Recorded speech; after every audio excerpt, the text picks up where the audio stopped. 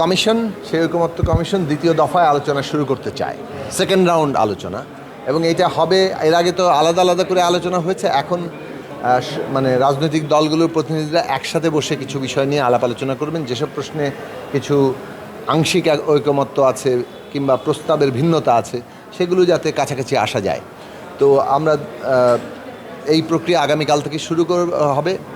আজকে মূলত উদ্বোধন ছিল, ফলে এটা মূলত সাধারণভাবে মানুষ যে কয়েকটা কিছু বিষয় প্রসঙ্গ তুলে রাজনৈতিক নেতৃবৃন্দ বক্তব্য রেখেছেন।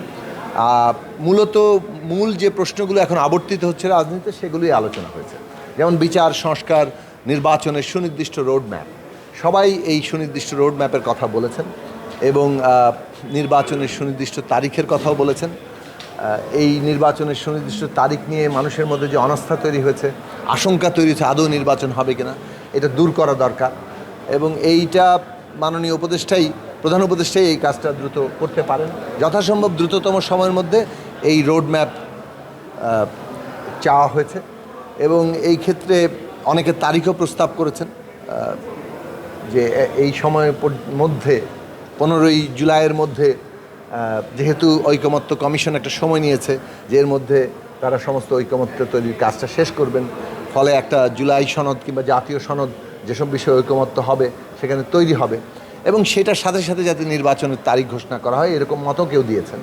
কিন্তু যেহেতু জনগণের মধ্যে একটা আশঙ্কা আছে, অনেকে মনে করে দ্রুততম সময়ের মধ্যেই, বেশিরভাগ রাজনৈতিক দল মনে করেছে যে এখানে নির্বাচনের সুনির্দিষ্ট সময় কিংবা একটা মাস ঘোষণা করা দরকার।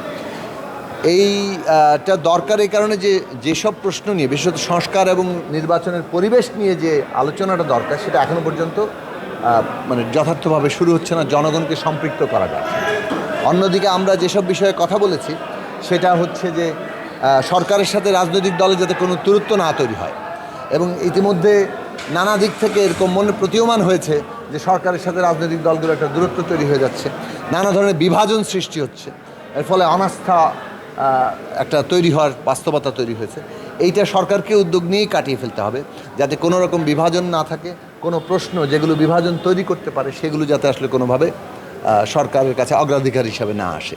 এই সরকারের প্রধান যে দায়িত্ব বিচার, সংস্কার এবং নির্বাচন, সেইটা তারা যাতে সুষ্ঠুভাবে সম্পন্ন করতে পারেন, পাশাপাশি অন্যান্য দৈনন্দিন অর্থনৈতিক সংকট, মানুষের জনজীবনের সংকট, বিশেষত আইন শৃঙ্খলা পরিস্থিতি, মানুষের নিরাপত্তা, এইসব প্রশ্নগুলো তারা সমাধান করেন, সেই সব বিষয়ে নানাভাবে আমরা কথা বলেছি।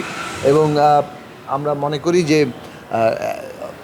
আরও কয়েকটি বিষয় এখানে আলোচনা হওয়া দরকার, যেমন জুলাইয়ের যে শহীদদের রাষ্ট্রীয় মর্যাদার প্রশ্ন, সেটা কবে নাগাদ ঘোষিত হবে সেই বিষয়ে আমরা